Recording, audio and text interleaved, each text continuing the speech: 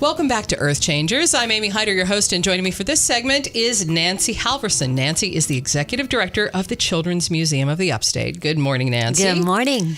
And I just wanted to say, when the museum first opened, we were so thrilled to get something like that in the Upstate. Yes. My daughter was young enough to completely appreciate it. But she's now 13. And I look at what you guys offer now and I go, oh my gosh, Well, you've just grown and changed so much. Thank And you. the opportunities you provide to the community are just so amazing. Well, thank you for that. And I will jump in and say right away, actually, your daughter can still come back. One of my favorite programs that we have is actually our YES program, which is Youth Empowerment Through Service. Oh. And we are one of the few organizations that actually will bring in middle schoolers for our volunteer program. Oh my goodness. So and she's always looking for things to volunteer for. Perfect. And a lot of kids through their schools have a requirement or beta hours or Oh my gosh, whatever it yeah. is. So we actually have a program and the students have to apply for it like it were a job. They go through a whole interview process with us. And then if they are selected, they actually can be a part of it, which means every month they come in and they have some kind of a leadership opportunity where we'll have a leader from the community come and talk about what they do. And then throughout the rest of the month, they can schedule their volunteer hours based on what they're interested in. So, for example, we have one little guy I was watching yesterday. He was phenomenal. He has a real interest in science. So he was doing stomp rockets in Oh the my museum goodness. with little kids and teaching them how to make rockets fly, or some really like to do the birthday parties. So it's their opportunity to come in, still enjoy the museum, but do it as a big kid. Now, see, that's amazing because there are so few opportunities Yes. for kids in that age group for service. Absolutely. Because so many places have liability issues, we can't take a tween. Yes. But this, working with children, that's It's perfect. designed for them. And we really have Michelin to thank for that. Michelin came on board as one of the very first corporate sponsors of the museum, even before doors were open. Oh, wow. With the Michelin program, the Michelin Yes program in mind. So we're That's grateful. fantastic. Yeah. Okay, and talk about the complete tip of the iceberg. For people who are maybe new to the area or who haven't experienced the Children's Museum yet, can you tell them what the museum has to offer? Sure. So, a lot of times people hear the word museum, they assume that there's something in a glass box that they're not supposed to touch. I always tell people with us to think of the exact opposite of that. We want you to come in. Everything is to be touched and be played with. We are the 7th largest children's museum in the country, 10th largest in the world.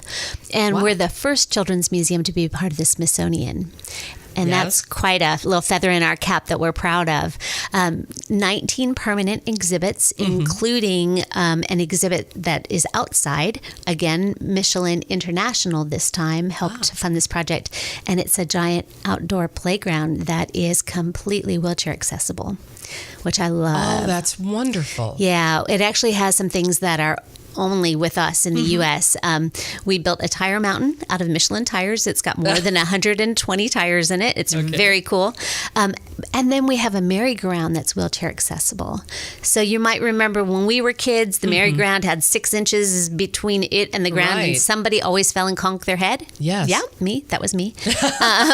With this one, it's flat to the ground. So wheelchairs can roll right up and strap on, and those kiddos can be a part of that activity. Oh, that's wonderful. And then there's a 3-story climbing structure there, and we actually added a wheelchair lift so that kids in chairs can go up onto the 2nd floor and be a part of things. Yeah, I know, don't cry. I'm sorry. It makes me cry. I'm actually tearing up. Every time we have somebody in a chair that, wants to come play, I just bawl.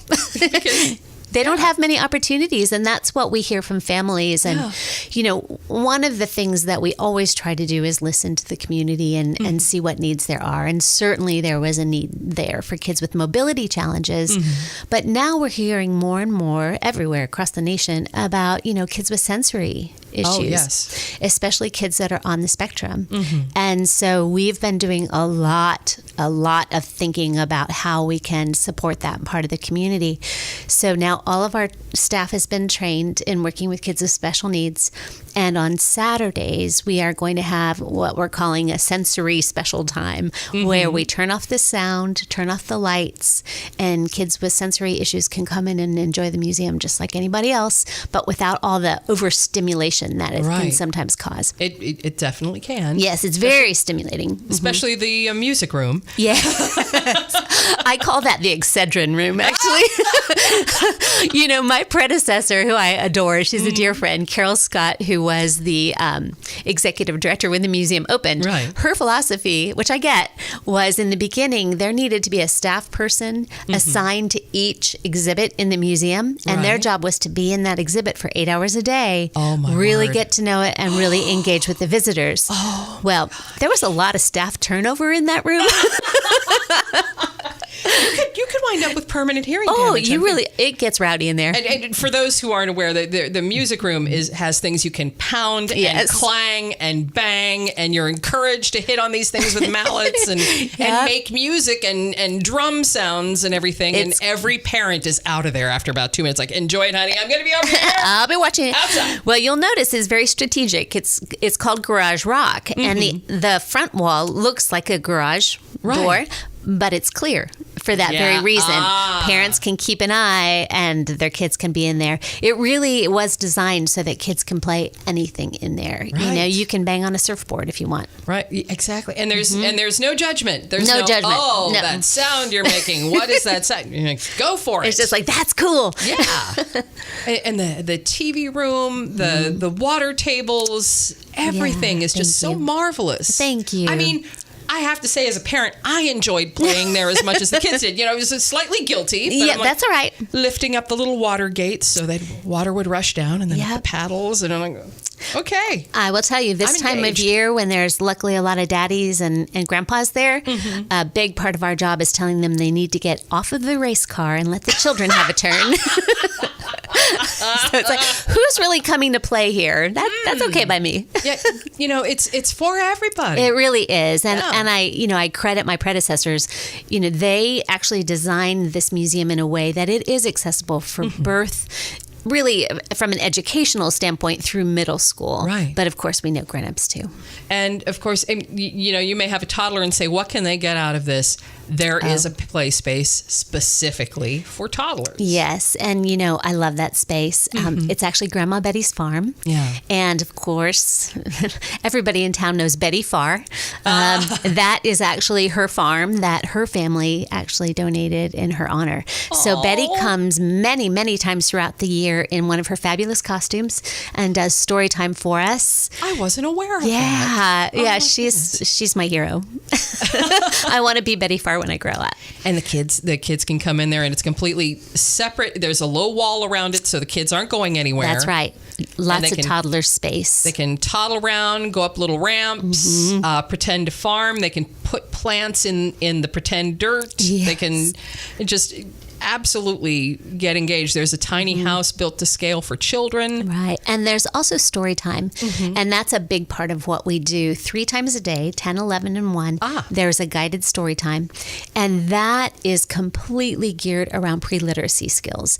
And we feel strongly about that, getting books in the hands of kids at a very young age. So we do a lot of modeling for parents of this is how you engage your child with a book. And on kids' birthdays, they go home with a book. And then after the book, there's a craft or some sort of activity that relates to it. So again, it all looks like fun and games, and it is, but there is a really specific educational content happening. Yeah, which frankly is the case with all of the displays. Yes, I agree. I have to say the parents also tend to seem to love the grocery shopping area. Oh gosh, yes. It just, you're like, ooh. It's they miniature. Really engage with their children on that one. Absolutely. The kids pick up it completely stocked grocery area, and the kids pick up the different things they want to buy, and then they go run through the checkout. A lot of times you see parents manning the checkouts. That's right. Yes, they're good at that. What I find in that space, though, everybody loves to shop. Not so many people like to be the stock person. So, yesterday I spent a lot of time there. We had 1,700 friends at the museum yesterday. Oh, so my. I was down stocking a lot of shelves. Okay, so Obviously, there's just a lot to do and engage with. Yeah. You do offer memberships. We do. And, to me, I think it's the best deal in town. It's $150, but that gives you unlimited usage of the museum for an entire year. Right. And with that membership, you also get first dibs at a lot of the programs that we do that, frankly, right now don't even go public. So, for example, every Christmas we do a breakfast with Santa. We do it for 2 Saturdays now because it sells out so quickly. It doesn't even go on sale to the public because our memberships fill it up so quickly. We have a bunny brunch that people can come to. All of our camps and classes now, which we offer anytime kids are out of school, they largely fill up with our members. Yeah. And they'll get, a pre-sale date before it goes public, and some things sell up the day of. Yeah, and not to mention you have a partnership with NASA. Yes. Which is amazing. Yeah. You have Lego robotics teams. We do, and they are going to state this year. That's We're fantastic. so excited. We'll see them there. My daughter's team. Oh, wonderful. Whoa, competition. No. And I'm going to throw in a little thing here. The lovely thing about Lego robotics is you True. are not ever competing with any other children. You are competing with the obstacles on the board in the robot game, and you're competing with the real world problem you choose a project to solve. And it is the coolest program. Yeah, and we're not going to get started on that because I could go. I know, we'll do a whole nother segment around that. Yeah, but the fact that you offer it, that you guys are the place to go. If kids have nowhere else to go, they can go there and potentially find a team. Absolutely. And again, that was part of our response to the community. We were hearing from families that the schools that had teams were filling up so quickly that kids weren't having the opportunity. And of course, other schools just didn't have the capacity to offer it. Right. So the fact that you do is thank you so much. Oh, gosh. And so, if people are interested in learning more about how to get a membership, your hours, things that you offer, where can they go? The website is always the best option. Right. That's www.tcmupstate.org. TCM Upstate, after the Children's Museum. The acronym, yep. TCMupstate.org. Correct. Okay, and you've got something really special starting in the next couple of days here, and we will get back to that right after this with more EarthChangers. We'll be right back.